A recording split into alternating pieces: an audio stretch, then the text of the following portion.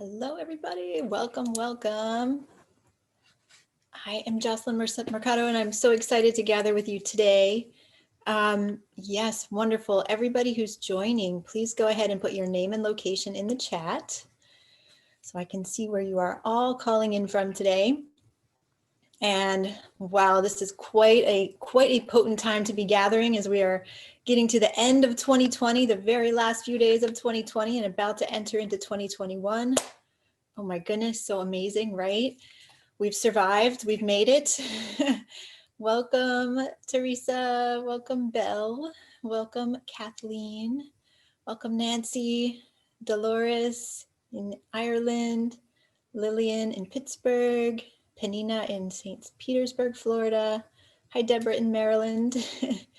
Mark in Boston, Karen in Berlin, Louise in Canada, Deborah in Toronto, Claudia in Ontario, Jules in New Zealand. Ooh, it must be very early in the morning for you, Jules. Thank you for joining this early in your day. Welcome, Pierce in California, Lola in California, Leah in Canada. Wonderful. So glad to see you all here. Emma in North Carolina, Deirdre in the UK, Mary in Florida, Karen in Australia. It must be early for you too, Karen. All those in the Southern Hemisphere joining us today, welcome. I know it's super early in the morning for you all. Wow, amazing. So glad to see you all. Welcome, Erhard. Welcome, Anne. Welcome, Rosie. So glad to see all of you here. Well, as I was saying, this is quite a powerful time. We have just had this a lunar eclipse on November 30th. We had our total solar eclipse on December 14th. Then we had the solstice and the Jupiter-Saturn conjunction on December 21st. And now here we are, it is December 29th. We are just a few days away from entering into the portal of 2021 and exiting the portal of 2020. And so this is really big because 2020 has been quite an initiatory year, quite a challenging year. It's been really a year of chaos, a year where we didn't know what was happening. We still, right, in some ways we're getting a little clarity, but we didn't have the whole story. We couldn't tell what's coming next. We couldn't make plans. We didn't understand, what is this virus? Might it affect me, or might it affect my family and my loved ones? Or not, right? I can't travel, I can't move about, I can't go to work the way I used to, right? So many areas in our life where in 2020 we had chaos, we had a lot of the unknown, a lot of the mystery. And as human beings, we feel much better when there is order, right?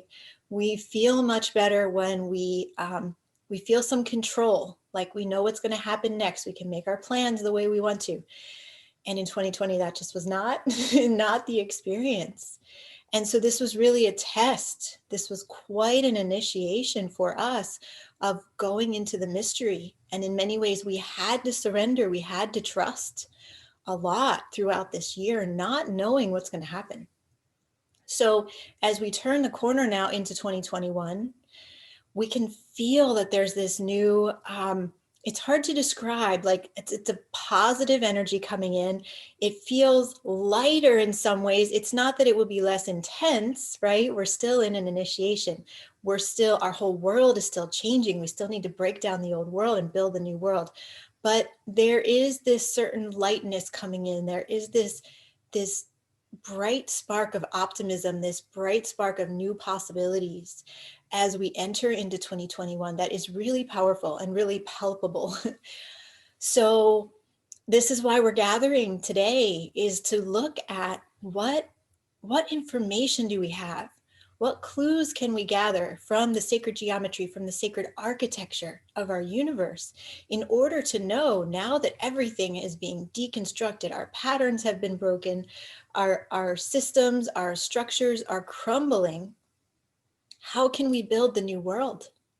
So let me share my screen with you. I have a presentation I've put together to help illustrate some of these concepts I'm going to share today. Okay, great. So there it is. And welcome those who are still arriving and coming in. I'm so glad that you could join us today. Welcome, Tracy and Anne and Lillian and Alma and Irene. Welcome, welcome. So today we're going to dive into this extremely fascinating topic of the sacred architecture of the cosmos. And within this sacred architecture, I believe very strongly, and I think today you'll see a lot of evidence that within the sacred architecture, within the sacred geometry, we will find the instructions for how to build our new world. And this is really very much a return to what the ancient people have always known, the indigenous people have always known. It's like cracking open the mystery box, right? This is what sacred architecture provides us. It gives us a map for how things were built in the first place. How are we constructed? How is our galaxy constructed? How is the tree constructed? And as we dive into this, we can go into very, very, very deep levels and find clues and find information and find blueprints for how to build the world that we really want to live in the future. And so we can feel deep in our souls that the new world needs to be built and that we are ready to start building it. And as Charles Eisenstein has called it, we're ready to build the more beautiful world that our hearts know is possible. I think this is such a beautiful, perfect way of expressing this new world that we can feel, that we can see on the horizon, that we know we want to create. It's the more beautiful world that our hearts know is possible. But building a new world from the ashes of the old is truly a brand new frontier for us. This idea of how do we construct, how do we co-create this new world? It's more of an unknown frontier than the Americas were in 1492. It's more of an unknown frontier than the moon was in 1969, right? It's more unknown than Jupiter and Saturn and Neptune and those outer planets are today, because we can go, we can study those, we can take pictures of them. But this new world has not been created yet. And so making a commitment to building this new world will truly require us to step completely outside of everything we've ever known. So I truly, deeply believe this is our guiding question for 2021 and beyond. How do we build this new world? So all of the rules and regulations and the limitations that we've been taught need to be released. All of the ideas about who we are and what we're capable of must be relinquished. We must do the impossible. We must build something we haven't even seen yet. And the truth is, we don't know how. No one knows exactly how. But the other truth is, it's already inside of us. We already know we can do it, right? We just need to move forward. We need to move forward in the best ways that we can. And also, there are clues. There are clues written everywhere around us. So I have this picture here of the pyramids because this is such a beautiful example of doing the impossible. When the pyramids were built, they were constructed of these huge limestone blocks that weighed 5 tons or 10 tons or even more than that. And somehow these blocks were moved. They were cut from the earth and they were moved 80 miles away. They would have sunk a boat if they were placed on a boat that existed at that time. No horse or human could have moved those, right? And yet the pyramids are there. They were constructed. And so the clues for how to do the impossible are right in front of our eyes. We just need to decode them. We just need to enter into this field of study so we can understand. So there are many, many clues that have been left for us by the ancient and indigenous peoples. And these clues are written into our DNA. They're written into the orbits of the stars and the planets, written into our energetic systems of our chakras, the energetic system of the earth, which is her ley lines.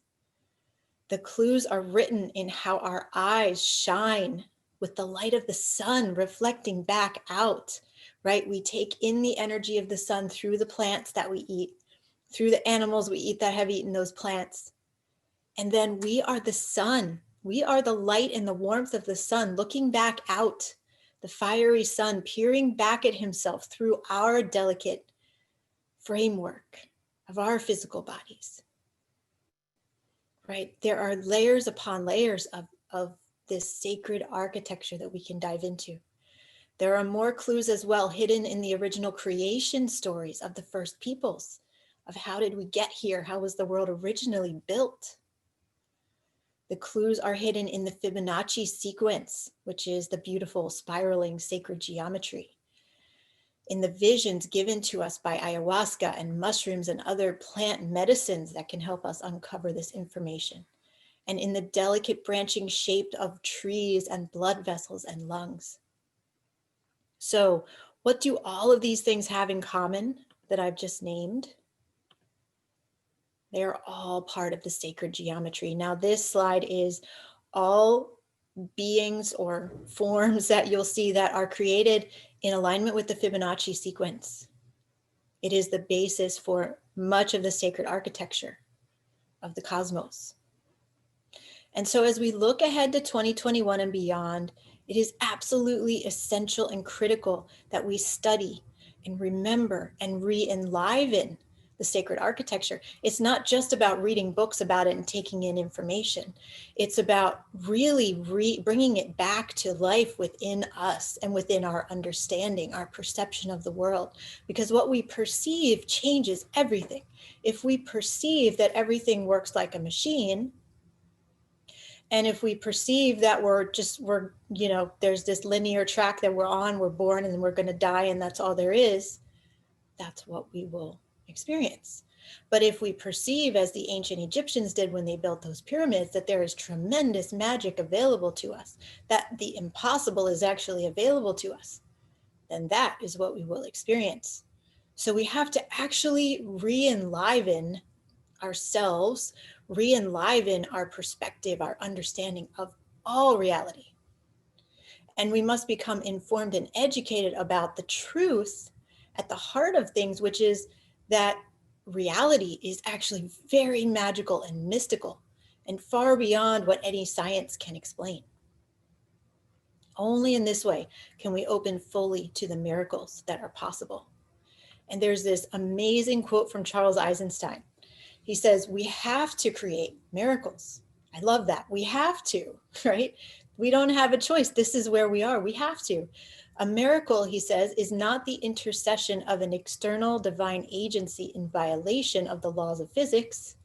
A miracle is simply something that is impossible from an old story, but possible from within a new one. It is an expansion of what is possible. So those of us here in this lifetime, alive right now, we are here to write the new story. We are here to open up to an entirely new perception of reality. And this is very exciting. It's like, we don't know how, but we know we can, right? It's extremely, extremely exciting. So my question to you here is, considering this expanded sense of what is possible, and knowing that actually we can do the impossible, what would you create? Go ahead and write it in the chat. What would you create? What do you see? What is, just name one or two aspects of this future world that we know we need to build, and write it in the chat. Or if you're watching this later on YouTube, write it in the comments. Thank you, June, for your beautiful comment here. Okay, the answers are coming in. Peace, love, living in harmony with nature, sustainable energy, harmony, enlightened education, cities of light, everyone has food and shelter, a world in which all humans and all beings can realize and live into their most full, complete, and whole selves. Accepting the power of the divine feminine from which the ideas gift forth. We are nature. Renew the whole healing system. The awareness that we are all one family. Connection, true compassion, faith, physically healing. Only love is real. Perfect health. Each sharing their gifts so everyone's needs are met. Justice and equality for all. Protect and lift up our children. I have chills as I'm reading these. I'm sure you all do too. Return to nature, living as divine humans in sacred reciprocity with Earth. Clear, clean, running water. One consciousness. Joyous births, lives, and passings. Help people wake up through their dreams. 5D consciousness. Multi-generational communities. Yes, yes, yes. To all of these, yes. So, you all are amazing. I am so moved by these. Connecting to our whole DNA potential so that deep healing can occur. Yes. Acceptance of miracles. Yes. Smile. Yes. Abundant living for all. The elimination of hunger, disease, and poverty. Share and ripple. So yes, huge yes to all of these. Thank you. Thank you. Thank you all so much. So here's the thing. We have the community to create these changes. It's us. It's all of you on the call and all of those who will watch this video and many, many, many, many others out there who know, we know what we need to build, right? We want to build our new world to be in fullest alignment with the ancient wisdom, the ancient prophecies, in fullest alignment with what we know in our hearts to be true, with integrity, with our deepest core values, based upon mutual respect, love, and compassion. And especially where all of life, including Mother Earth herself, especially Mother Earth herself, is honored, respected, and treasured, right? And we could go on and on. So when we dive deeply into the sacred geometry, into the structure of our DNA, into the original creation stories, the way we are built, the mysteries we've known since the beginning of time, we will come back into remembrance of who we really are. And we will know how to begin building. We already know how to begin, right? We just need to dive deeply into this information, find out what is available, find out the much, much, much vaster more that is available to us, and begin taking the steps, one step at a time, and follow the golden threads and follow the synchronicities. We will be guided. We are very guided and protected in this already. And we will know what to build as we go along. And it will be in highest alignment with the all, as long as we come back to these core principles that you've all written in the chat. And so with Jupiter and Saturn in Aquarius, with the initiations of 2020 now behind us, we know that the time is now. We know that the portal is open now for us to construct a new reality. And so today I'm going to share with you several key aspects of sacred geometry and sacred architecture that can guide us very profoundly on the path of discovering how to build the most powerful and positive future imaginable. How to expand our awareness and our perception far beyond what we can currently perceive. Because that truly is our task, possibly the most important task of all in 2021 and beyond. And near the end of the webinar, I'm going to share with you a special opportunity to go even deeper in working with me and with all of this material together in a powerful community of people from all around the world dedicated to co-creating this bright and vibrant future. Just imagine what we can all create together when we dive into this over an extended period of time. So I'll share that with you near the end. But first of all, let's look. Let's take a look. So I want to go into now the music of the spheres. What is the music of the spheres? So originally this was an ancient philosophical concept that was about the proportions and the movements of the celestial bodies in their orbits as a form of music. Okay, but it was like music in quotes because at that time it wasn't thought to be audible, but rather a harmonic or a mathematical concept.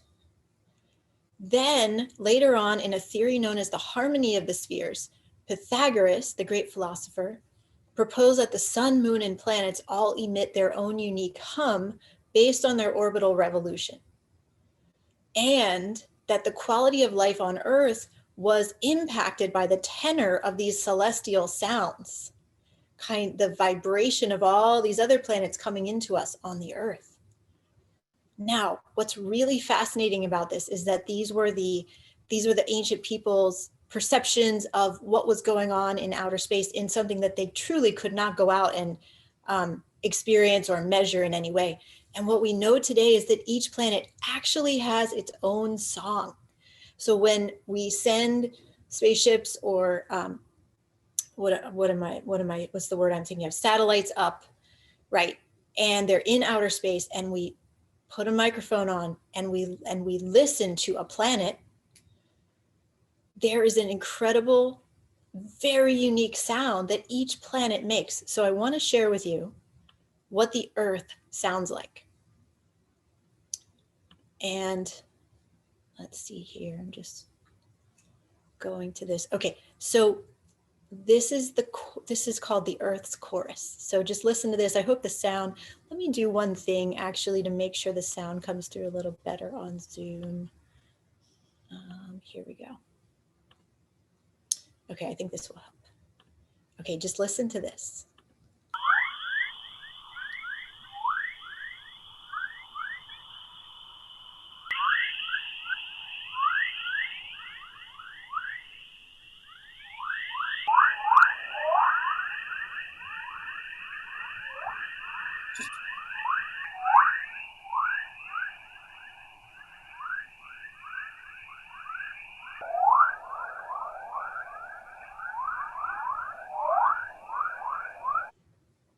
Okay, so that is the sound of the Earth from space. June says it sounds like a whale song. That's, yes. So many people have described this as sounding like bird song, but I agree, it does sound like whale song as well. And frogs, yes, very interesting. But it sounds like creatures, right? It sounds like the living beings of the Earth. How beautiful. I will put the link in the chat in case anybody wants to read. And you can, if you Google this, you can find it all over the place. But this is the one we just listened to, what I'm putting in the chat here. Yeah, birds, dolphins, sounds like the Costa Rican jungle. Yes, it sounds to me like life, right? Whether it's birds or frogs or whales, it's life. Okay, and now I want you to hear also the sound of Saturn. This one's really crazy, but you can see how Saturnian it is. And I'll give you the link for this one afterwards too. Okay, here's the sound of Saturn.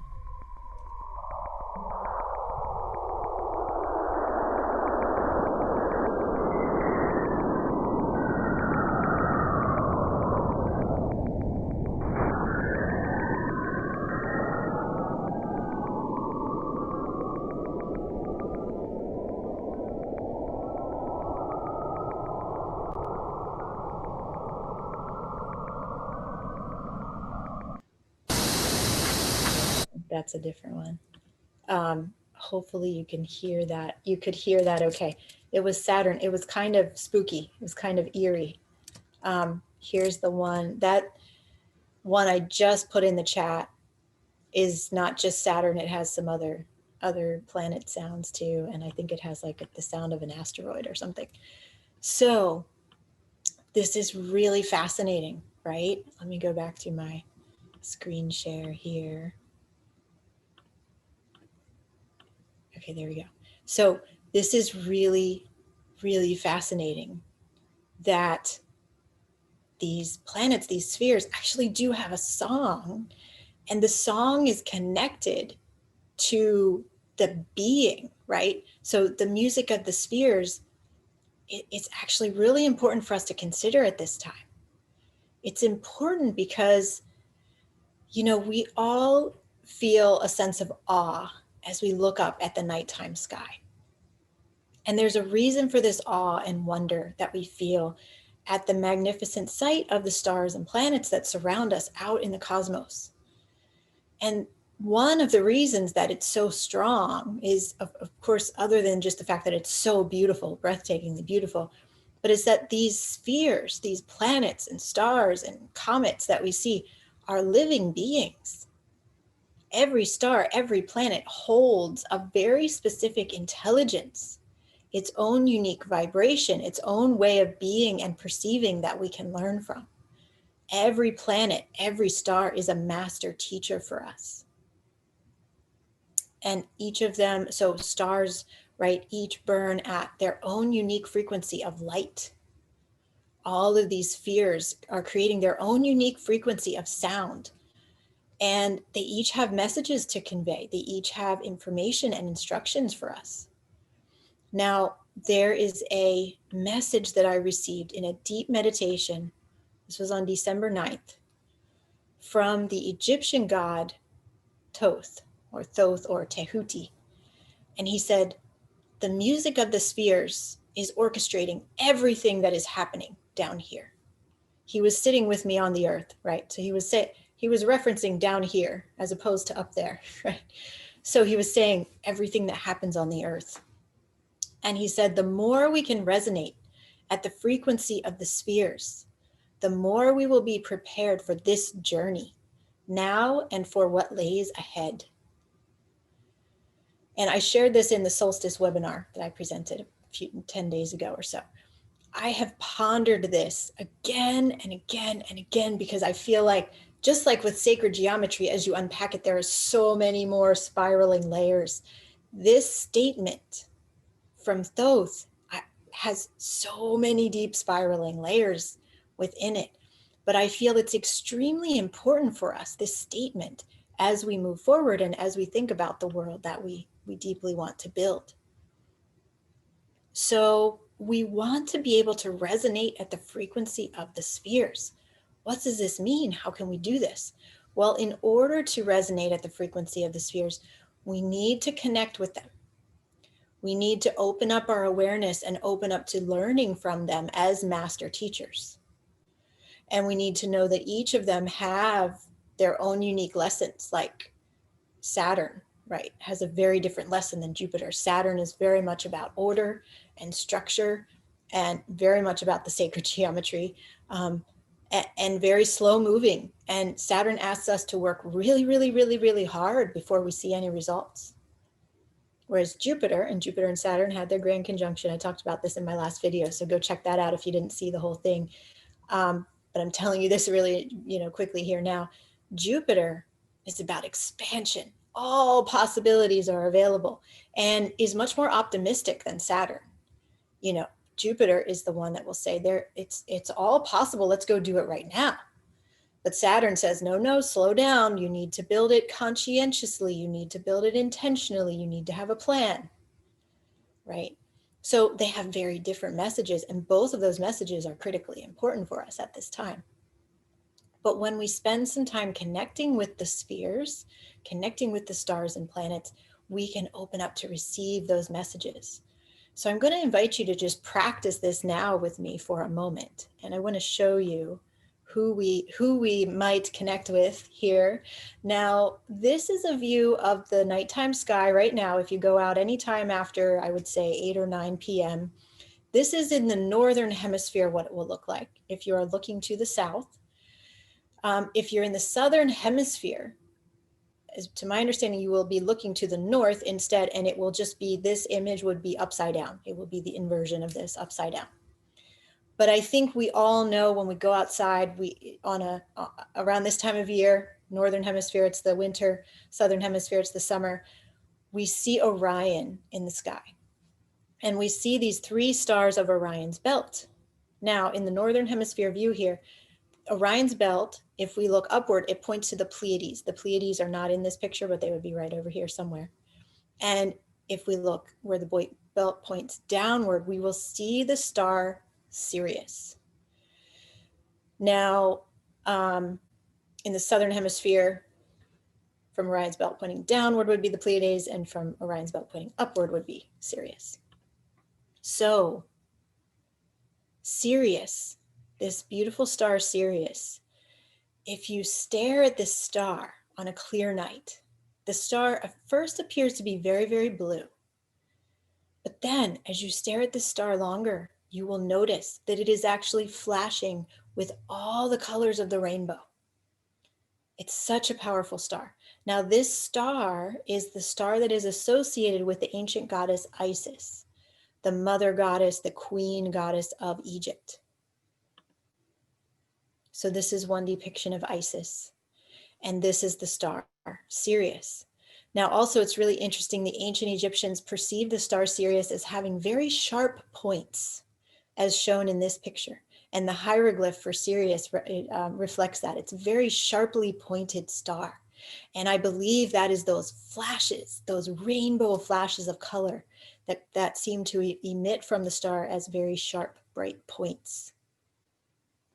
Now, this star was called by the ancient Egyptians Sothis or Sopdet, but it was related to the eternal goddess Isis. And so the star Sirius in the northern hemisphere, it disappears for a period of time from about May until late July or early August. It's not visible. It's considered to be in the underworld. Isis was in the underworld during that time. And when she rises again in late July or early August, this is the heliacal rising of Sirius, when she returns to the sky once again. And at that time was when the droughts would end in Egypt. The floods would come again and life would return to the land. So their mother goddess was bringing the life back to the land. So this is a very important star for us as human beings to connect with, to form a relationship with. And as I was saying, when we form a relationship with the spheres, we can learn what they want to share with us. We can receive messages from them. So let's just do a little exercise now, a brief meditation. Go ahead and close your eyes and picture yourself standing outside on a very clear night, staring up at the sky. And you find the 3 stars at the center of Orion, the Orion's belt. And then you follow those belt stars and find Sirius, Isis, Sothis. And now just stare at her. Take in her light through your eyes. Let the light from your eyes merge with the light of this brilliant star being.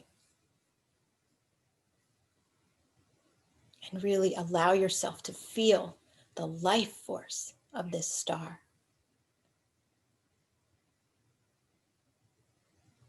See the colors of Sirius and see how they dance for you. Take in her vibrance. Take in her radiance. Let it enter into you through your eyes.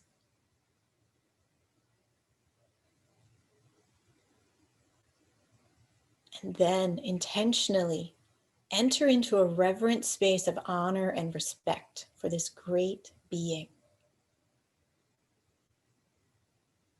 Sirius is the sister star of our sun. She is one of the closest stars to us in our nighttime sky.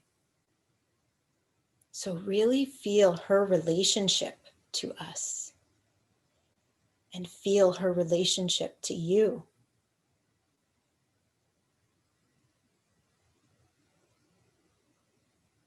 So send a prayer to her. Whatever comes into your awareness, send that prayer out to her.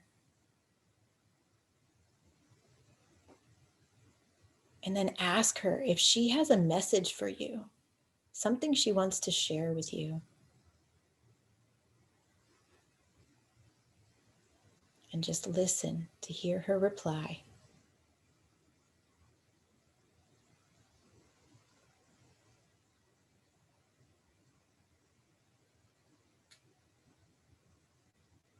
And ask if she has a secret name that she wants you to call her, or a mantra that you can say to her regularly.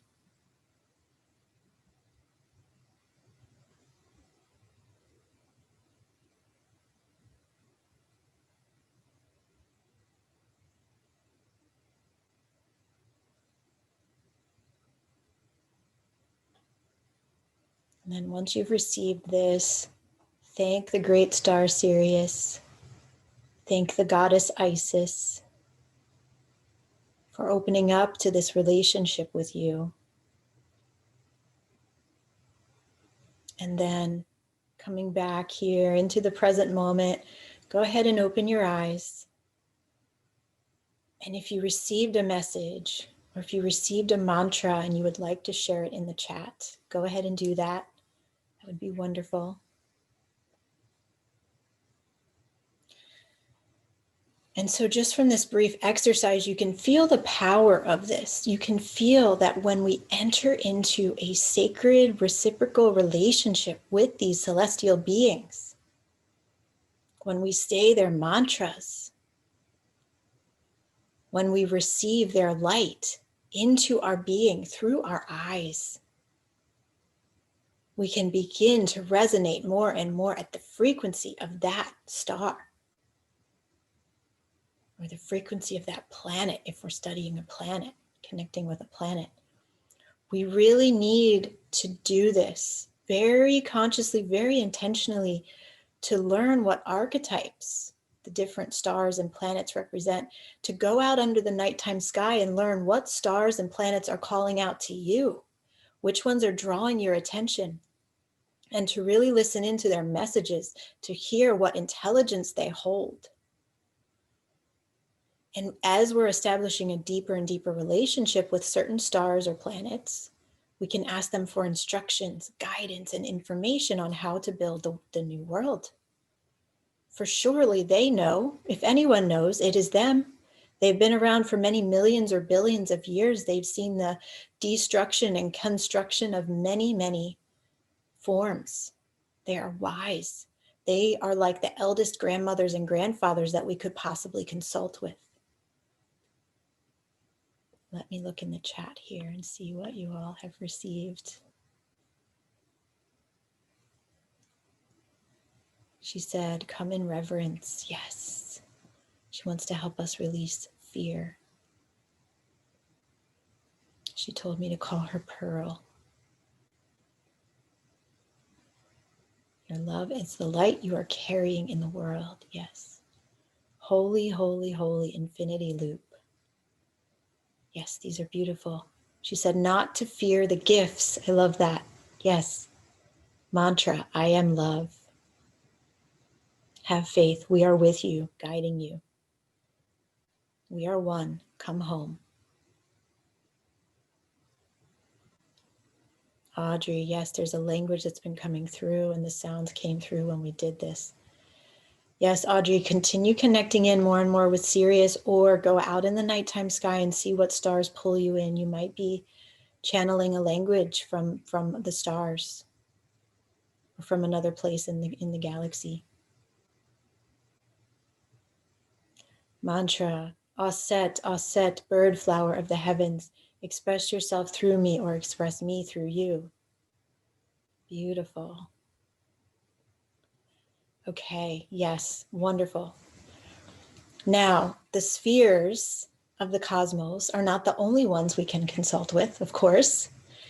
There are many, many gods and goddesses also to guide us. And what's happening right now is that so many of the ancient gods and goddesses, which it's really important to recognize that the way that the ancient people perceived of gods and goddesses was not the way that we're taught in, that I was taught in the Catholic religion, for example, of this God with a white beard who's sitting on a cloud looking down on us, deciding if we're sinners or not, right? This is not how the ancient people perceived of their gods. For many, many ancient communities, ancient Egypt included, the gods were different aspects of nature, right? But the aspects of nature have an intelligence, they have a personality, they have an archetype. And so the people saw these aspects of nature as beings like ourselves, as gods and goddesses. And they put so much power and energy into the creation stories and the myths of these gods and goddesses that they hold great power, these archetypes, these gods, these goddesses. And what's happening is they are coming back to us now. They are coming back to us with full force, or maybe more forceful than they even ever were, coming into our awareness, coming through us, wanting to be channeled through us, wanting us to speak their languages, wanting us to speak their message and share with the world this ancient, ancient wisdom that they hold as aspects of nature. So if you feel that an ancient god or goddess is speaking through you, or that you are being this one, or that you are meant to share the message of this one, don't be shy about it. It's really important that we respond, that we again open up to the relationship with this being and see what messages they want us to bring through. Now, I want to share with you about a god and a goddess. This is from ancient Egypt as well. One is Thoth, or Tehuti, which I shared with you. He gave me that message about the music of the spheres, but also Seshet. Okay, I want to share with you about this particular god and goddess. So here they are. This is Thoth and Seshet.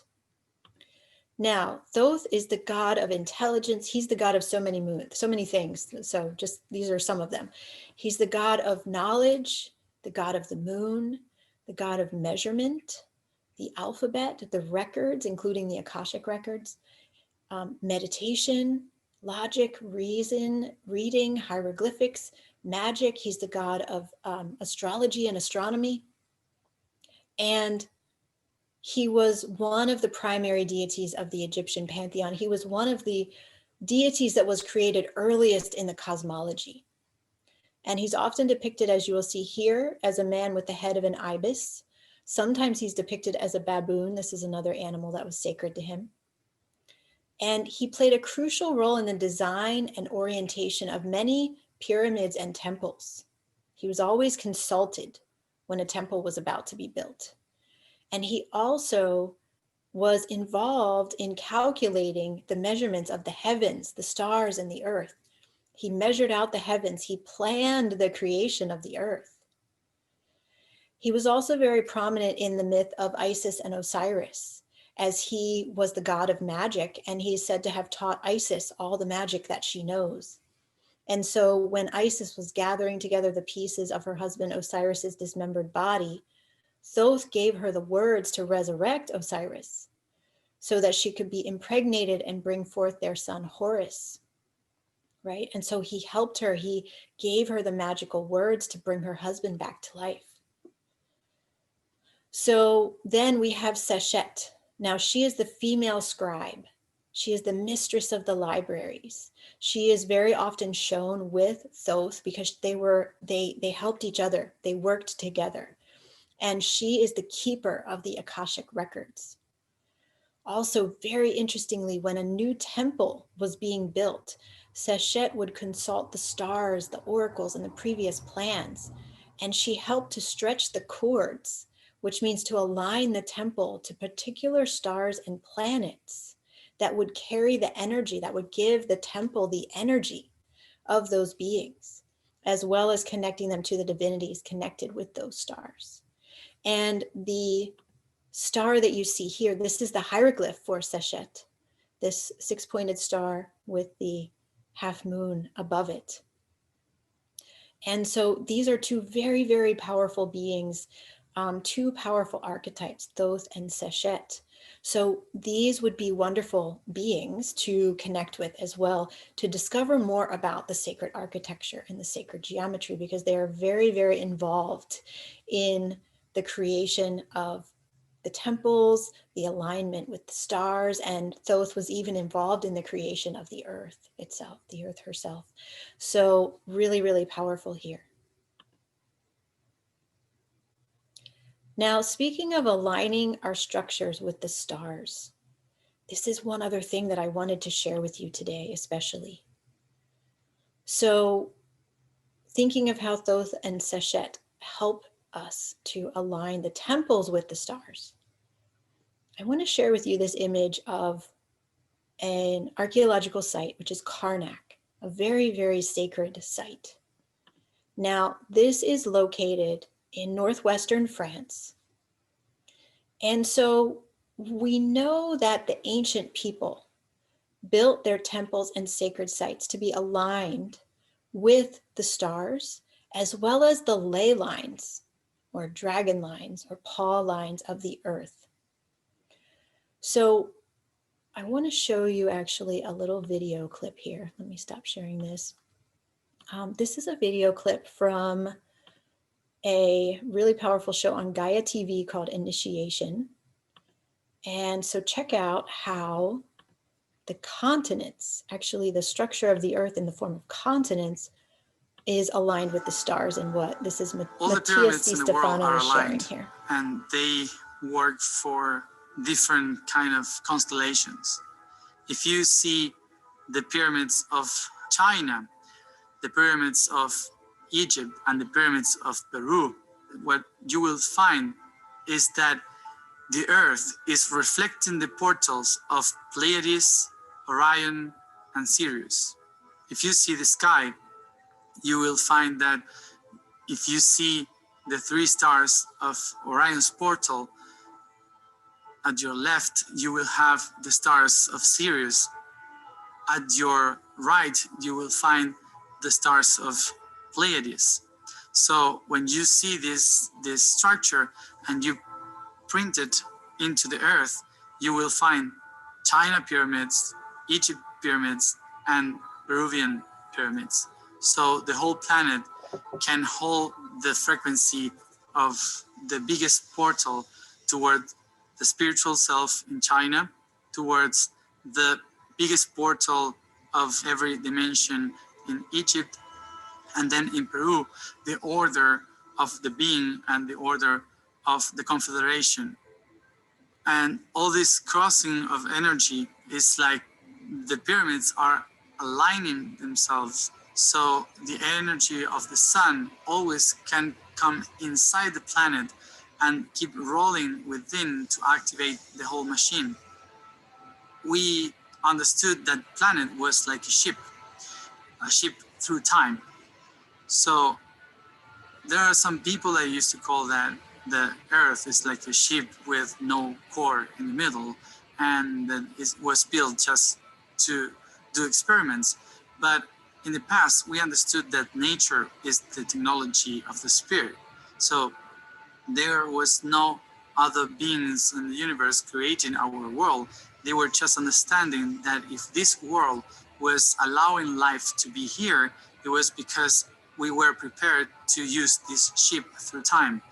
Pyramids all over the world are the antennas, the structures for the 9 dimensions, so they could bring you through the times and bring all this energy from the whole solar system to the core of the planet, so the planet itself could become a pyramid, a great octahedron, to create new realities in different times.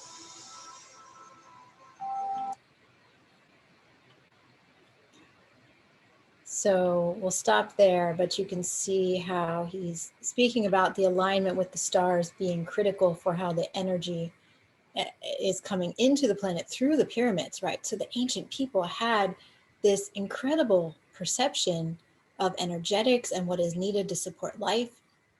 So this is a really, really deep way of understanding, way of seeing the world that we want to return to, that we want to understand more and more about. I highly recommend Initiation as a show to watch to learn more about this.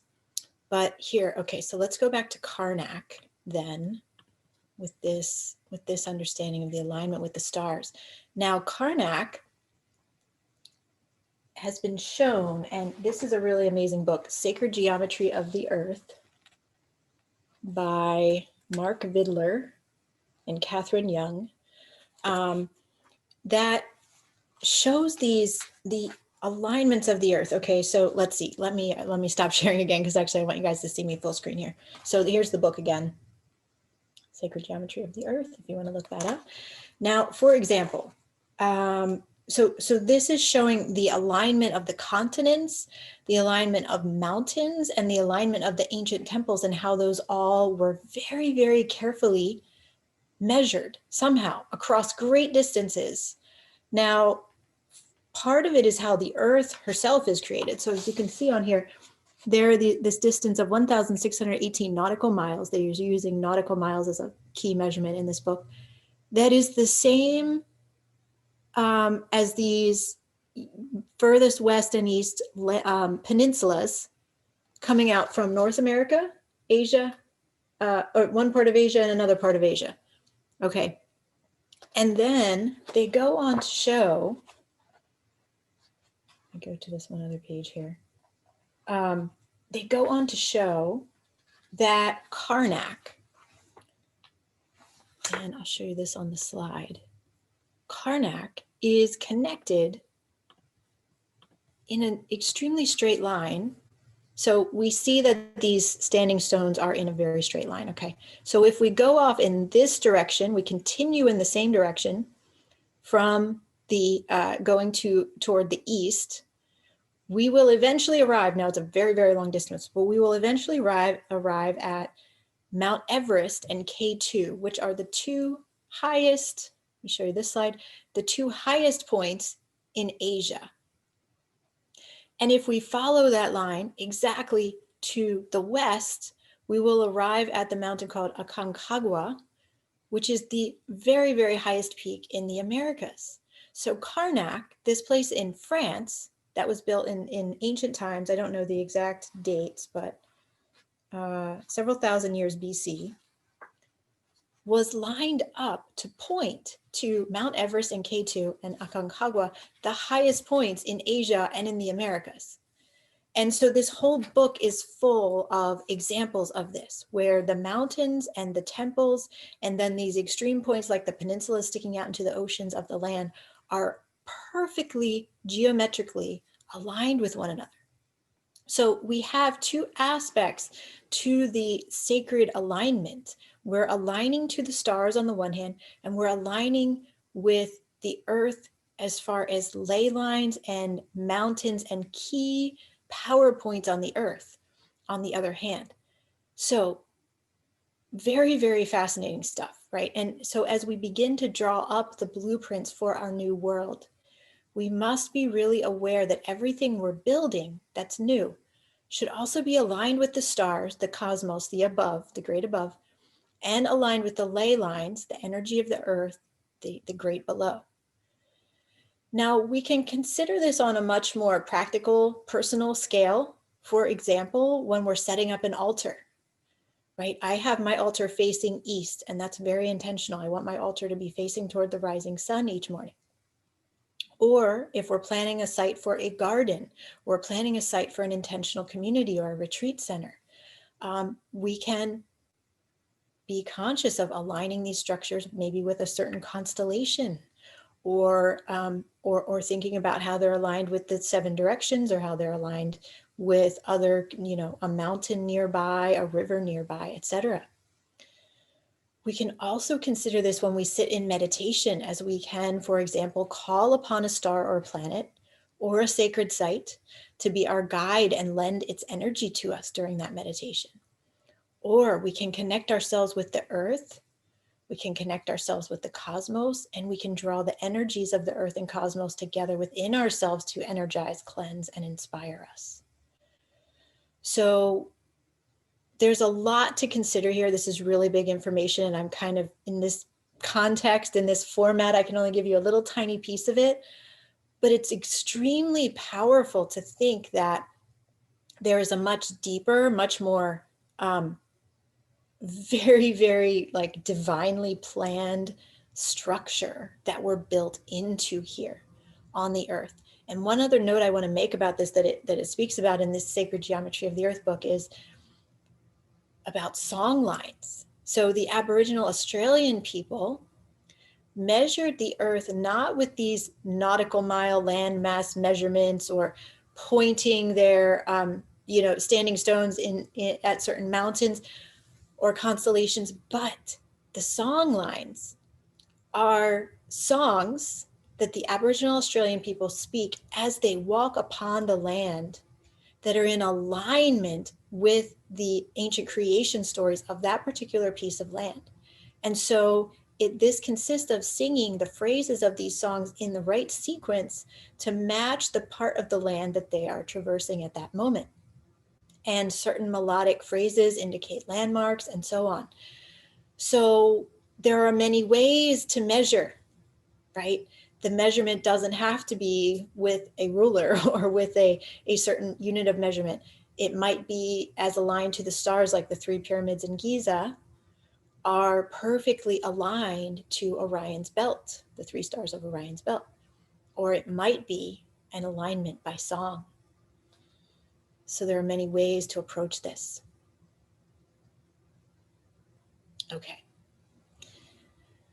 So there's this question of how can we make the impossible possible? And we've talked about this a little bit. So we've talked about the fact that to do the impossible for the ancient people was just a normal part of their existence.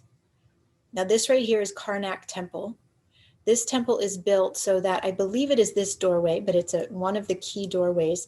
On the winter solstice every single year, the sun shines perfectly through this doorway, right? And we know that there are many ancient temples that, probably most of them or all of them, were aligned with the solstices and equinoxes in a very, very specific way. Again, far beyond the what we believe, the tools and the astronomical knowledge that the people had at that time, yet somehow they knew. Right? The impossible becomes possible.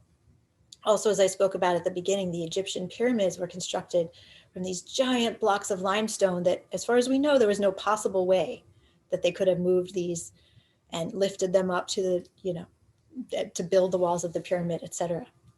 And we see these same feats of engineering at Stonehenge, at Chichen Itza, which I have this is Chichen Itza here, the Temple of Kokulkan, in Machu Picchu, and many other sacred sites. On this particular one in Chichen Itza, this is the Temple of Kokulkan, we have these serpents, these giant serpents coming down the sides of the temple. And on the solstices and equinoxes, only on those days, we see this undulating line of either shadow or light, depending on which solstice or equinox it is, outlining the serpent, right? All the way down to lining up with the serpent head. It's incredible, absolutely incredible. And so how did they do this? How did they do this? So Arkan Lashwala, the incredible Peruvian author of The Time of the Black Jaguar, that's an amazing book I recommend for everybody to read. He gives us a clue to what might have happened with this. Arkan says that each cycle of humanity goes through 3 phases. Okay, so listen carefully here. The 3 phases of the cycles of humanity include, first of all, a time of creation when the world is filled with magic. This is the time that today is told about only in myths, in legends, and stories. And Arkan says the creative capacity of humans, supported by strong cosmic forces, does not know the impossible. So we can imagine that it must have been during this time, the time of creation, when these incredible ancient temples were built. And they were built on every continent, all around the world, within the same, time frame of between 8,000 years ago, or maybe even more than that, to up till about 3,000 or 4,000 years ago is when most of those constructions occurred. Now, the second time, that's the first time, the time of creation, it's full of magic. The second time is a time of conservation, in which the essence of the beginning has been forgotten. Magic can only be found in certain stories, and there begins to be corruption by those who have held positions of power for a long time, leading to an epidemic loss of human values. So that's the time we've been in for the last, 2,000 to 4,000 years, perhaps. And so that's the time we're accustomed to now. The magic has been lost. It's been forgotten. The essence of the beginning has been forgotten. And so it becomes very hard for us to perceive of that magic that existed in the original time. But remember, this is a cycle. We're going to come back to the beginning again. So the third time is the time of renewal. Now, this is the shortest time, but it is a time of purifying chaos in which lies are seen for what they are. And there's a collective craving for returning to the simplest truth and returning to the magic. Arkan says the social pillars and belief systems of the conservative past are broken, and the new pillars are not built yet. The collective state contains pain and fear and great hope, all mixed up. And he says it means just one thing: it is time for us to change. And if we do not change, something stronger than us is going to do it for us. We know this from experience. So that is the time we're in now, right? The time of chaos. We have left behind the time of conservation. We're in the time of chaos. the time of renewal, I should say.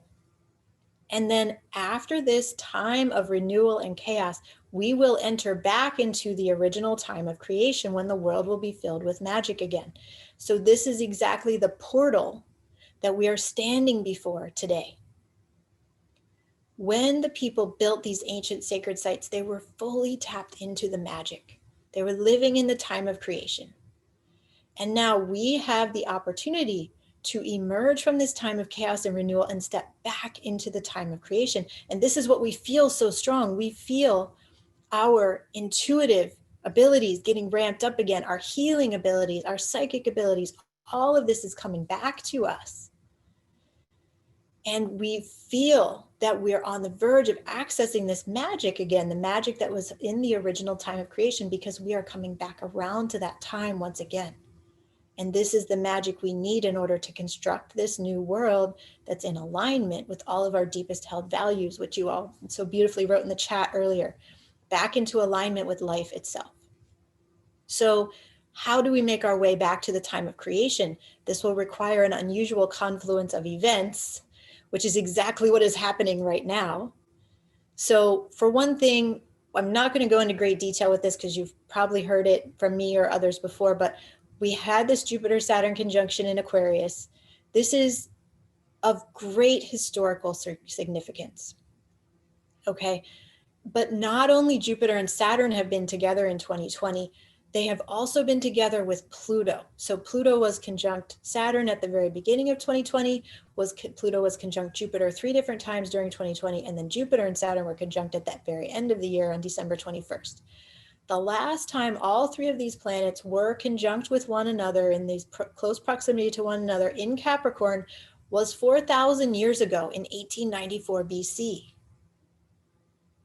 So we are in a very significant portal right now that we have not been through in quite some time.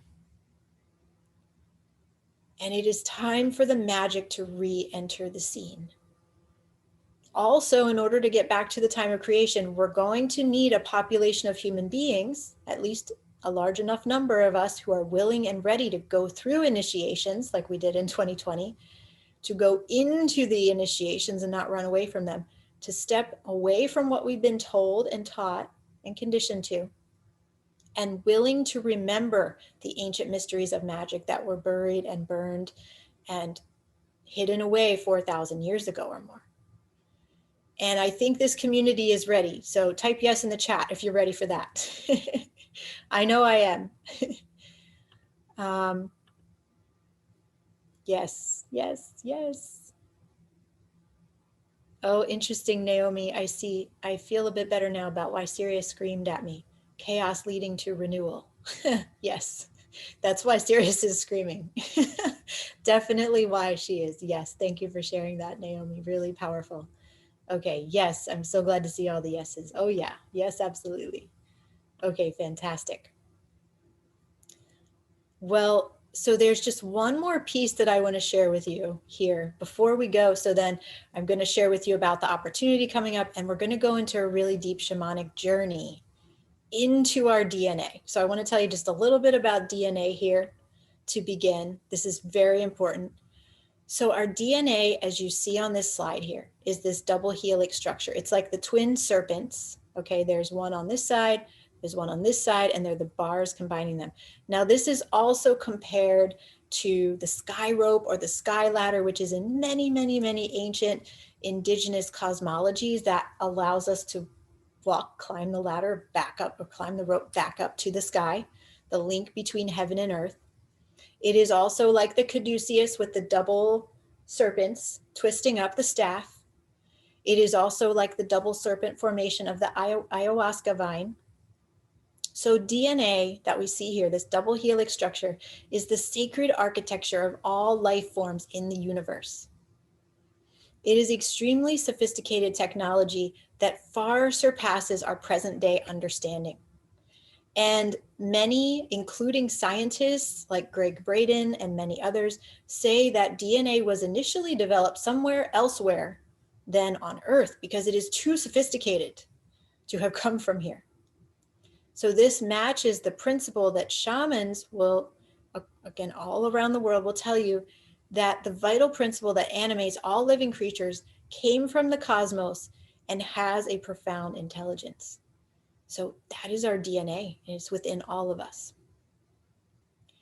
DNA is like a biotechnology that contains over 100 trillion times the information by volume as our most sophisticated information storage devices. So this is far beyond our comprehension.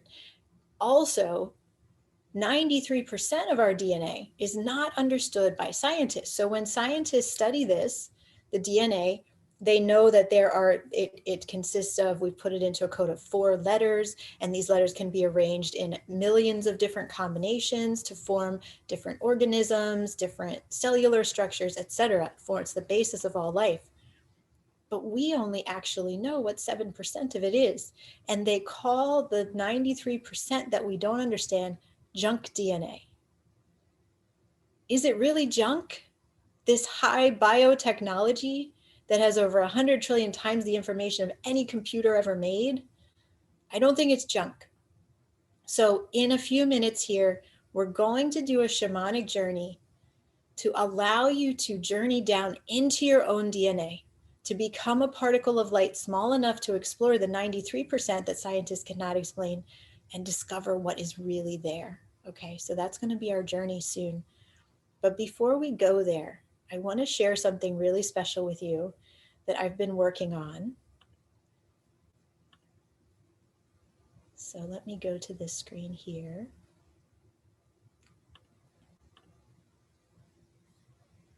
And let me check the chat one more time quickly. Okay, yes.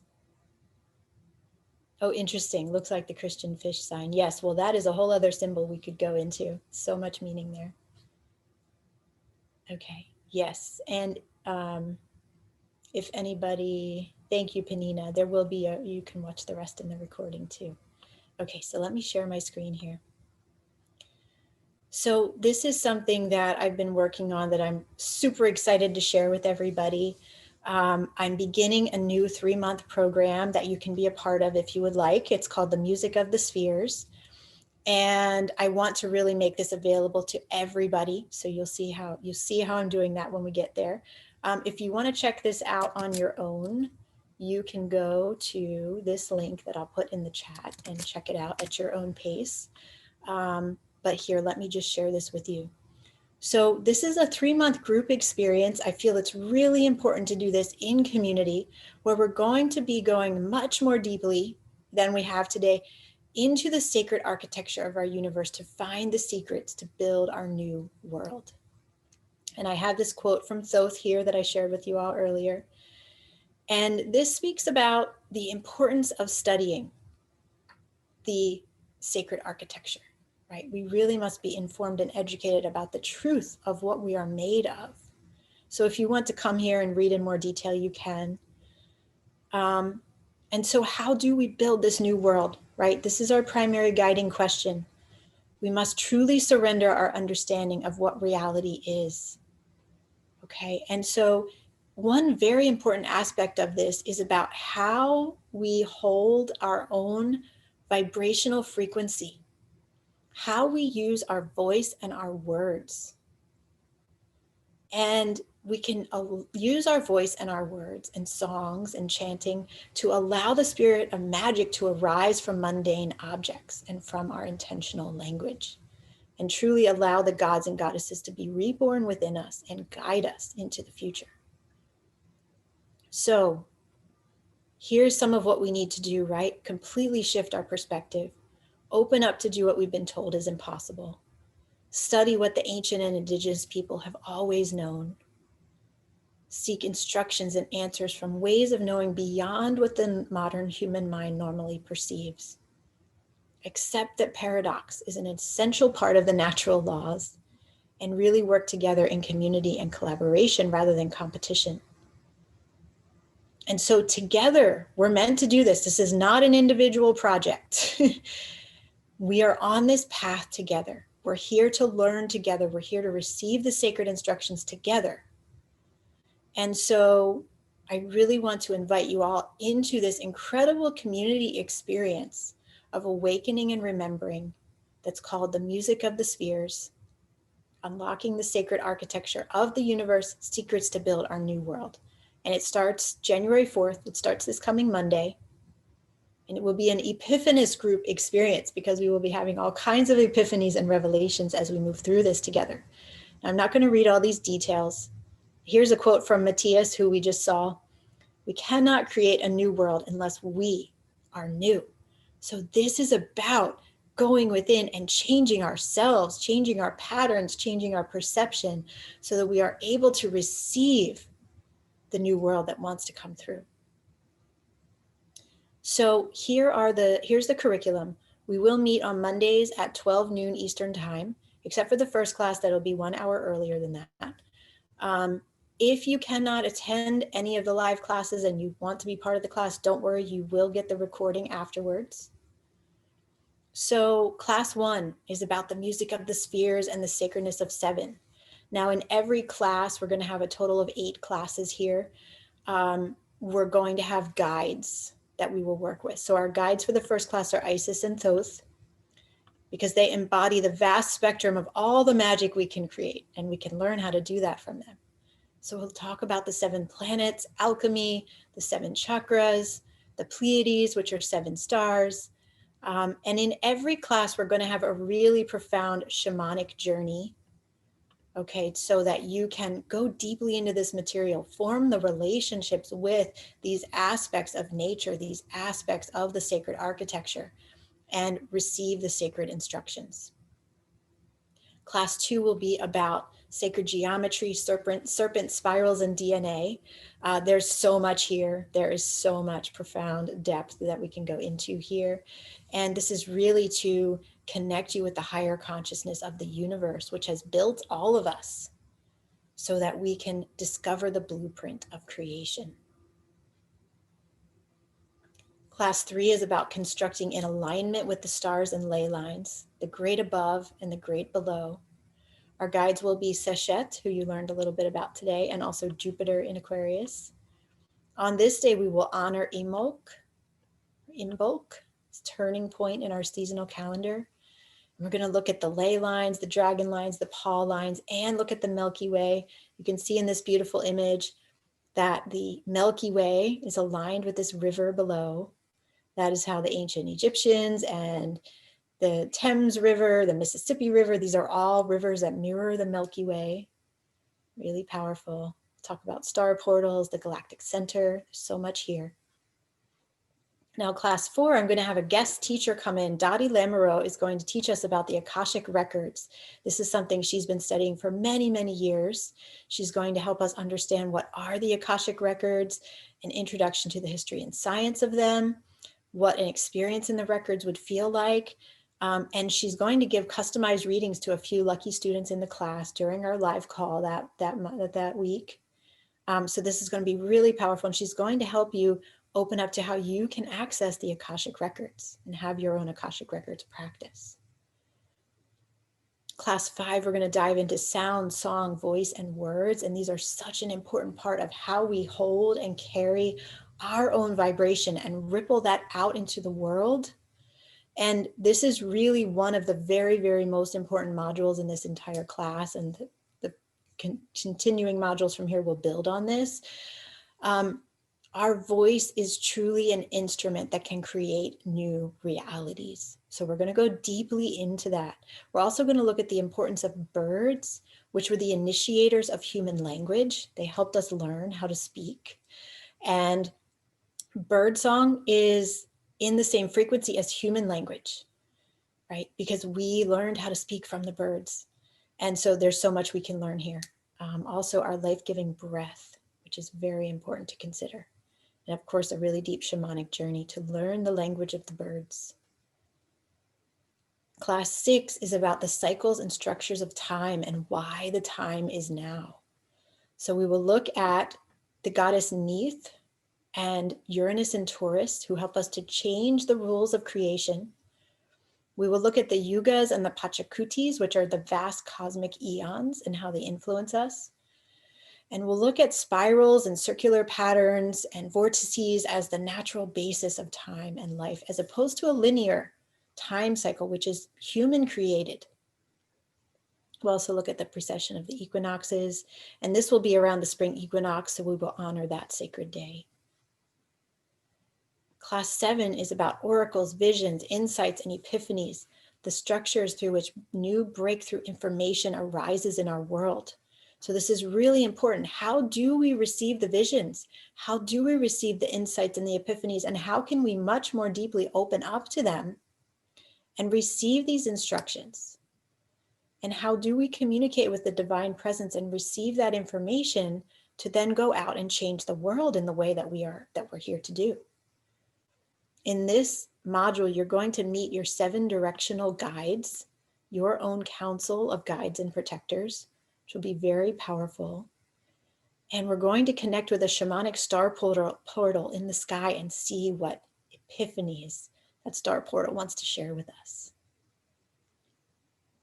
And then in class 8, we'll move into how we create magic and miracles, really releasing the idea of impossible and entering into all of the magic that we can create.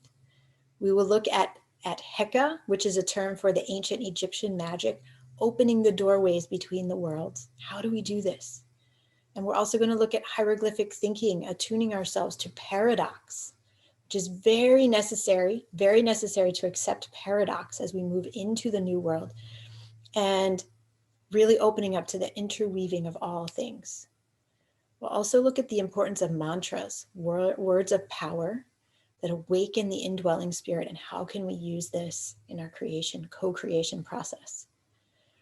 And together we'll participate in an alchemical meditation and closing ceremony that will anchor you into a profound connection and ability to co-create with the great above and the great below, and much more.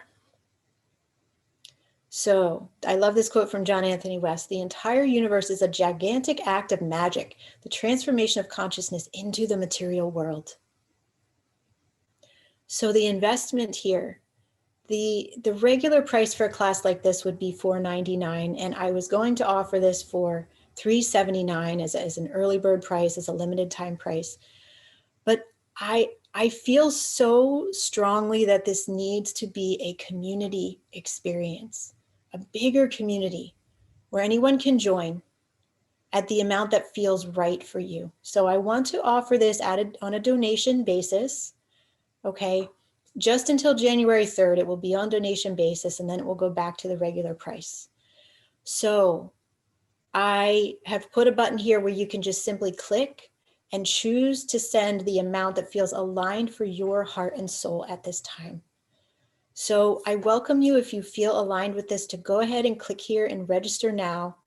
It will be available until January 3rd, but there's no reason to wait. If you feel the call, come and join the community, and really and truly you can join for whatever amount feels aligned for you.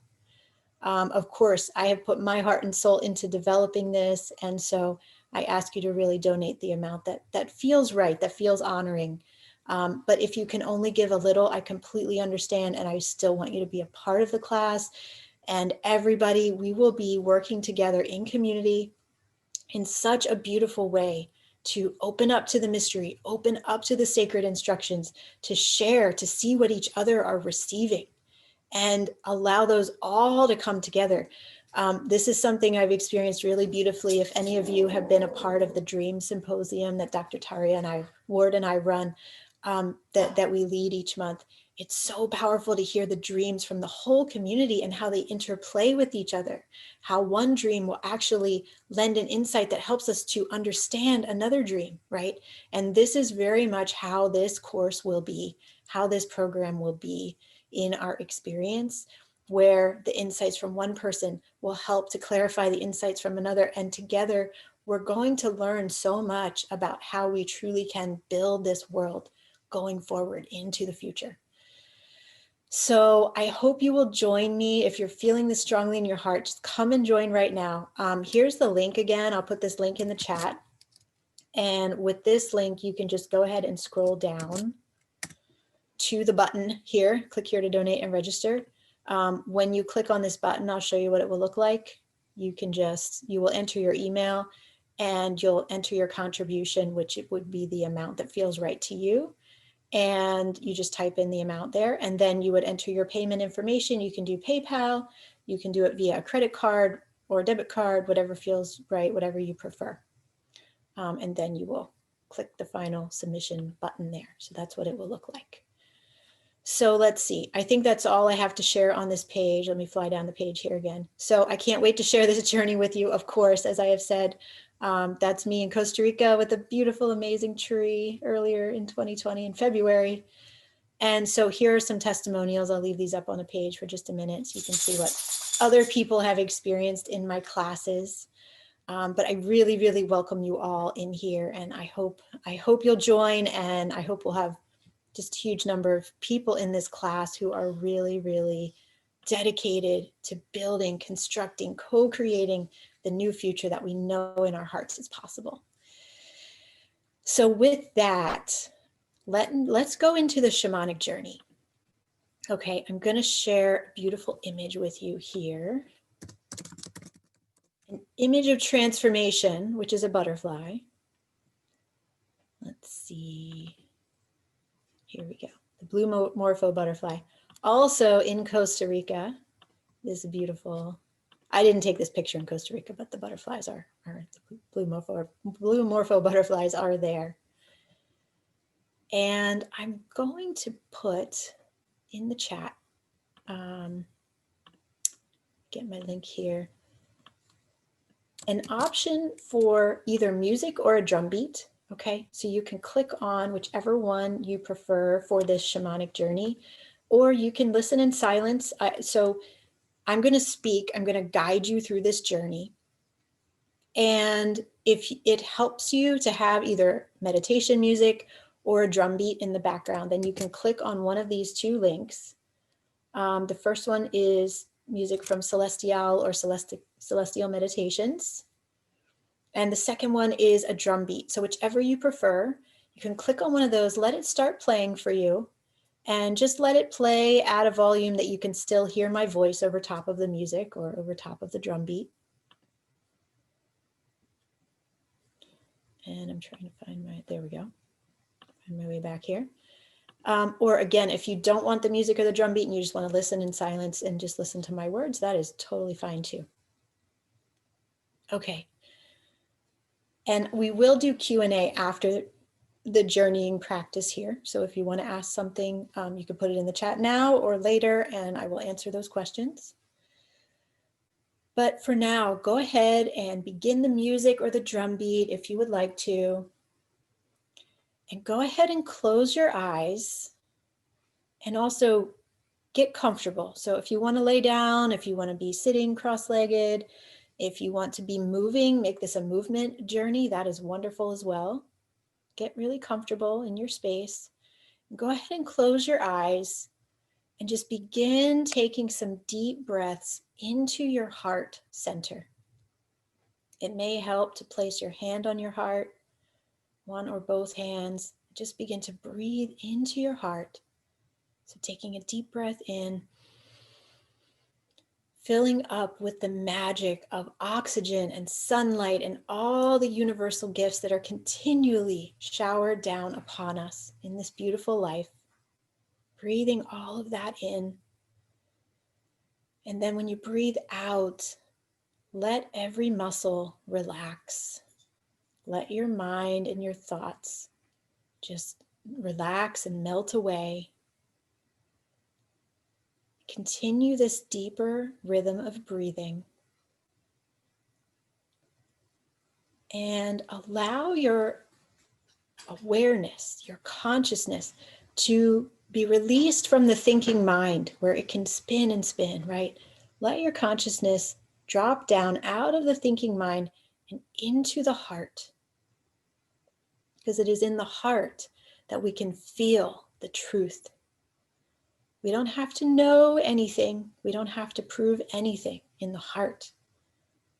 We just feel it. So breathe into your heart. And I invite you to call to your side a guide. So this may be a power animal, maybe an angel, maybe an ancestor, Might be an ancient god or goddess, or even a planet or a star. Just trust whatever guide shows up for you today. This is the right one to guide and protect you on this journey. And with your guide by your side, continue breathing into your heart. And then begin to see within yourself, in the very core of your being, there's a very calm, deep, crystal clear lake. A beautiful body of water. Pristine and clear at the very center of you. This is the eternal part of you. This is the part of you that can never be harmed, can never be destroyed. It has been with you through many, many lifetimes and will be with you for many lifetimes more. And you can always return to this calm, clear lake at the center of your being. So imagine yourself now diving into this lake with your guide by your side. Dive in, dive down, and know that you are safe. You have plenty of oxygen. You can dive down deep into these waters. We're diving into the mystery here. Dive down, down, down, and all the way at the bottom of this lake, with the sunlight filtering through the water so you can see, you find a treasure chest. And your guide hands you the key to this treasure chest. Now, don't unlock it yet. For when you open up this treasure chest, what you're going to find inside will be the secrets of your DNA. It will be the 93% of your DNA that the scientists cannot explain. This mysterious matter that holds the secrets that we need in order to move forward in our world. So when you're ready, take a deep breath. Go ahead, put the lock in the key, and open up the treasure chest. What do you see here? And I invite you, whatever it is that you see, to dive into it, to go into the secrets of your DNA and learn more. Take this journey into the mystery even deeper. I will be quiet for a few minutes here and just allow you to dive deeper and deeper into the mystery and see what you find, see what messages, what instructions are there for you.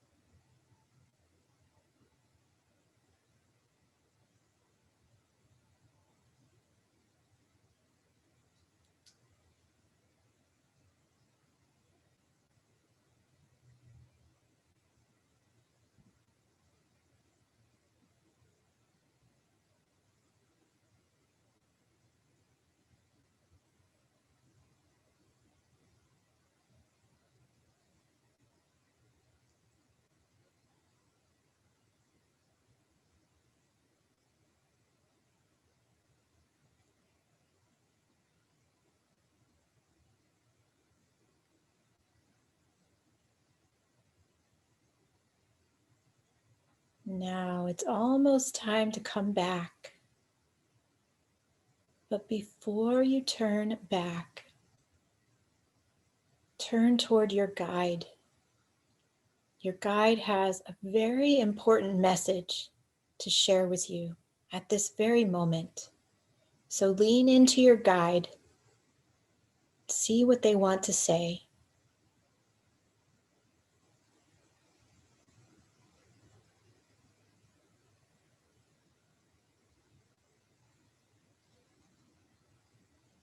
And then if you have a question for the mystery, you can ask the mystery directly.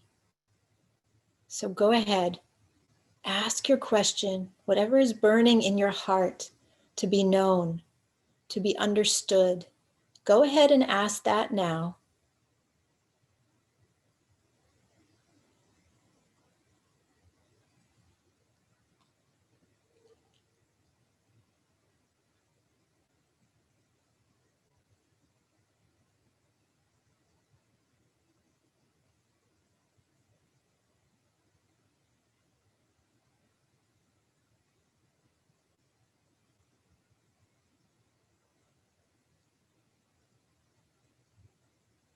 And now it's time to turn and come back the way you went out. Come back through the treasure chest. Close the treasure chest, lock it again with the key, and keep the key with you. Place the key in your heart for safekeeping. And then together with your guide, swim back up to the surface of the lake and look out across this calm, still, pristine lake, taking in the beautiful scenery here. And then when you're ready, leap back up out of the lake with your guide and come back into your physical being. Come back into yourself, into the present moment here, where you began this journey, sitting or laying or moving about. And go ahead and wiggle your fingers and your toes a little bit, just coming back into the present moment reality. You've been traversing other worlds. Now it's time to come back. And take a deep breath in now, breathing in once again the magic of the oxygen and the sunlight and all these universal gifts that surround us. And then release that breath, breathing out, releasing anything that you no longer need, anything you want to let go of. Just let it go. Release, release. And say thank you to your guide. Thank them for being here with you today, for guarding and protecting you, helping you. And then when you're ready, go ahead and open your eyes. And if you've received messages, if you've received insights that you want to be sure to remember, go ahead and write them down now. Grab a journal or a notebook or a piece of paper and just write it down. When we do these shamanic journeys, we go very much into the dream time. And so the memory of it can fade quickly, just like a dream. Always important to write it down, whatever we receive. And if you would like to share a message or an experience from your journey, please go ahead and write that in the chat. I would love to know what you experienced.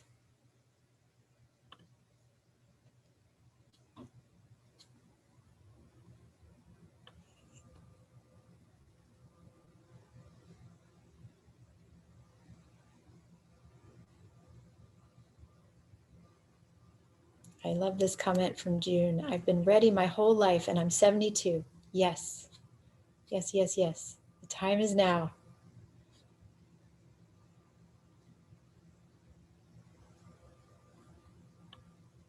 Okay, wonderful. Well, again, if anybody would like to share, go ahead. I know you might be still coming back and still writing down, and that's fine too. And also, if anybody has any questions, I'm not going to bring anybody over on video today, but if you would like to ask a question in the chat, please do. If you have any question about what I've shared here today, the sacred geometry, the sacred architecture, questions about the music of the spheres class, anything at all, just go ahead and ask me. Let me know what you're thinking. Let's see. Marie Alice said, "My guide manifested as a dark colored vortex." Wow, powerful. Yes, I love that, Marie Alice. That is very, very powerful. I mean, it, and you want to, you want to ask yourself, right? Ask your own soul, your own intuition, what this means for you. But to me, that feels very much like the womb space, right? The dark space, like the black hole, the womb space from which all things can be birthed. And the vortex is just this spiral, right? And the spiral is one of the most ancient representations of the feminine, representation of the goddess, because again, it is that space from which all things can be born, all things can be created. Andrea says, message, don't be afraid. You can do it with joy and by presence. Yes, I love that. The more colors we see, the more we are upgraded and expanded. Ah, yes, this idea of there are more colors than we see now, right? There's this idea that in ancient Egypt, some of the people who know the very, very ancient traditional knowledge say that the ancient Egyptians perceived things in 360 senses. And we only have 5 senses left that we know and we remember, maybe 6, right? So it's the same thing with the colors, right? The more senses we can feel, the more colors we can see, then the higher we are vibrating. So yes, I love that, Brooke. Thank you for sharing. Here's one from Laura. This world is simply a waiting room. There is much more ahead. Yes, powerful. Thank you, Laura. Several versions of myself were flying out of the treasure box. I love that. Yeah, I would love to hear, what did you see in the treasure box? That would be really interesting as well. Anybody wants to share that? I am always supported by my guides and know I am a master of healing divine love, and so it is. Yes. I felt a thumb pushing on my third eye. I really thought there was someone putting pressure on my third eye. It felt really real. I accepted the invitation to open up to my instinct more fully. The Taurus bull was a guide. Thank you, thank you. Yay, Dolores, I'm glad you'll join us for the 3-month journey. Glad you'll join me. That feeling of, yeah, like the thumb or some pressure, like really strong pressure on the third eye, that's the third eye opening, right? This is our third eye, and the third eye is connected to the pineal gland, which is, if you think of like if you were to go into the very center of your head, like right in the center, the pineal gland is there. And this is what many of the ancient traditions say, that the pineal gland was installed in us as this special feature that allows us, that gives us our human ability to fully open up to the cosmic intelligence that is flowing in. And so when you feel that pressure on the third eye, it's the third eye opening to receive more information, more of the instructions, more of the divine wisdom. So that's really beautiful. Dolores, thank you for sharing. Be brave, experience whatever calls you, and expand yourself. Yes. Outstanding visit with my ascending phoenix guardian guide. The treasure is full of seeds of promise. Love it. Thank you for sharing. I received a compass pointing east. I saw streams of light. Isis very present as my mother. Beautiful. Yes. Shown that junk DNA segments will activate as we raise our consciousness. Yes. Okay. My treasure chest was full of aquamarine crystals. I swam in. Then I entered the treasure chest where there were golden streams that are to be put on the skin, all over the skin. Oh, interesting. Yes. So some of these are very clearly instructions for us, right? Sometimes we have to continue decoding them. Sometimes we might have to go and do another journey, listen to the music of the drumbeat again, and go back in and say, oh, what does this mean? What do golden streams that have to be put on our skin? What is that? Like, how can I do that? How can I activate that in myself, right? Or sometimes we'll just know. I was told that the 93% can't be activated unless we have connection with the earth, the sun, and the stars. And the message that I have to affirm daily, that I commit to my magic, being it and knowing it. Yes, love that. Love that. Thank you, Allison. Powerful. We collectively unlock our DNA. Okay, Margot would like to know the name and author of the first book you shared. Yes. So this was The Sacred Geometry of the Earth by Mark Vidler and Catherine Young. So there you go, Margot and everybody. I just put that in the chat. Again, here's the book if you want to see the cover of it. Sacred Geometry of the Earth, The Ancient Matrix of Monuments and Mountains. Mark Vidler and Catherine Young. So extremely fascinating.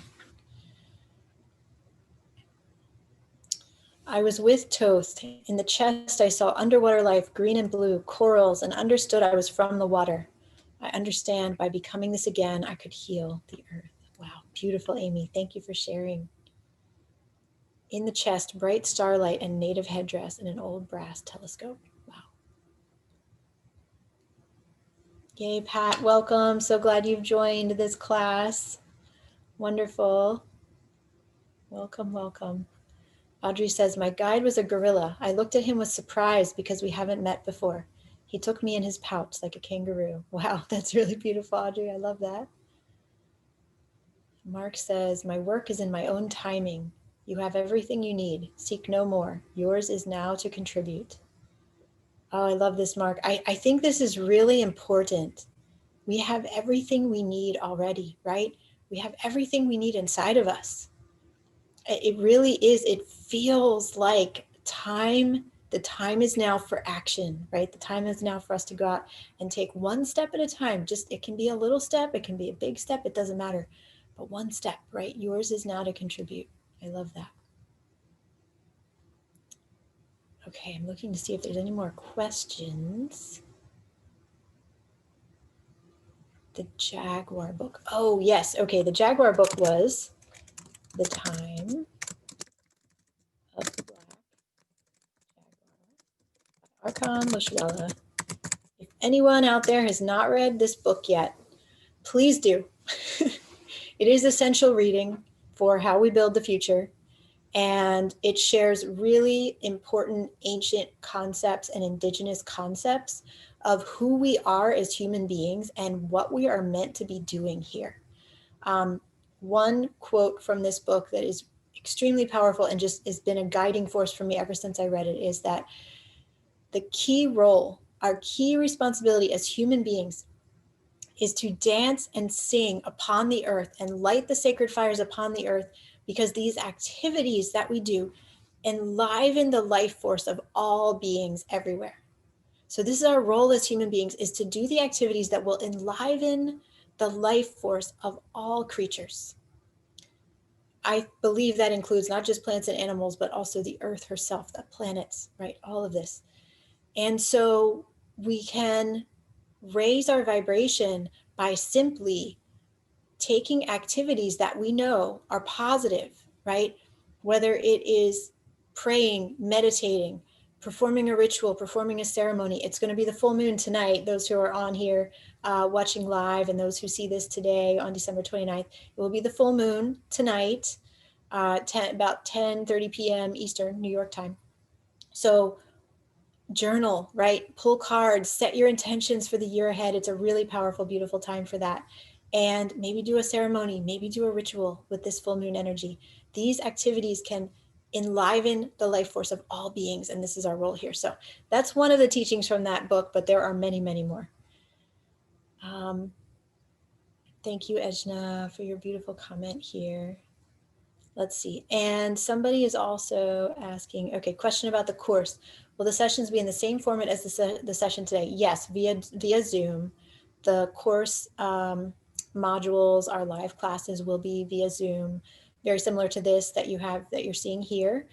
And they will also, of course, all be recorded and they will be posted. So if you're able to attend the live class, wonderful. I will be leading journeys and we'll have lots of audience engagement in the chat. I will have Q&A times at the end of each live class. But if you can't attend the live class, you can always watch the recording. So it's really very available to everybody, no matter what your time zone is. So hopefully that answers your question, Colleen. Oh, interesting, Valerie. My DNA is the same as the pyramids, in the pyramids or of the pyramids. Wow, that's really powerful. And Valerie, your comment came through at 4:44 my time. Also Edna and Colleen's, but I think that's important. So Valerie, that's really beautiful. I would continue to work with that. There's something, I just like feel that so strong. There's something really important there.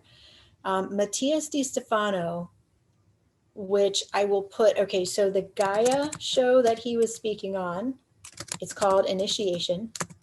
Now Gaia is a monthly subscription. I think it's $12 a month. So if you're able to do that, I think you can get 1 month for free when you first join. So you could join and watch all the initiations and see if you want to keep the subscription. But that was a series of shows led by Matthias Di Stefano. Now, if you don't want to pay for the subscription though, if you Google Matthias Di Stefano, YouTube, you will see his YouTube channel and it's super powerful. He does a live broadcast, very frequent live broadcast where he's sharing all kinds of really fascinating information. So if you want to follow him, he's a really good one to follow. He's bringing through a lot of alchemical information, very inspired by ancient Egypt as well. He's in Egypt right now. So he's bringing through a lot of interesting stuff. So I do recommend following him too. Amy, you joined. Yay. That's wonderful. I'm so glad, Amy. I'll be glad to work with you again. Yeah, beautiful. And Vicky too. Thank you, Vicky, for joining. Yes, wonderful. Be so glad to have you in the class too. Yay. It's an amazing community coming together. I can feel it already, all the beautiful souls that are meant to be a part of this. Let me put the link in the chat again for anybody who's thinking about joining. If you want to join, here's the link again. And just scroll down to that donate button and you can submit your donation there. Okay. Oh, Lucia, yay. I get to keep working with you too. Wonderful. Yay. Teresa, Francis, beautiful. I'm so excited to work with all of you. Amazing, amazing people, beings out there. Why did you, Margot, why did you postpone this presentation until today? Oh, so, I mean, personal note, I had something really big come up on Sunday that was very emotional and difficult for me. And so I was not able to be fully ready to give this presentation on Monday. It's interesting because now that it's on Tuesday, I really trust the timing of things. You know, if something gets delayed, if I have to reschedule with somebody or whatever, there's always a deeper reason for it. So I think this was meant to be today. Today has a very different energy than yesterday did. Today is the full moon day. So I figure it's all meant to be. I just kind of try to flow with these things, but it was clear I wasn't going to be able to present it in the full way that I wanted to on Monday because of what happened Sunday. So here we are presenting on Tuesday and it's all meant to be. Naomi, postponing it meant I could join. Yay. I'm so glad. Yes, interesting how these things work out. Katrina, yes, there will be a replay. This is all recorded. I'm going to send it out as soon as I can afterwards. So wonderful. Okay, and Teresa can attend today too. Yay, I love it. Kathy's asking, will some of this material be covered in Bridging Dimensions? Bridging Dimensions is the mystery school that I am co-leading with Verdeluz, for those who don't know. So some of it might be overlapped a little bit, but this is different than what's in Bridging Dimensions. Some of it will come into Bridging Dimensions for sure. And, you know, it's up to you, just really based on how many classes you would like to be a part of, right? I tend to offer a lot. I'm super inspired around these subjects. So I tend to offer many courses at a time and they're all different.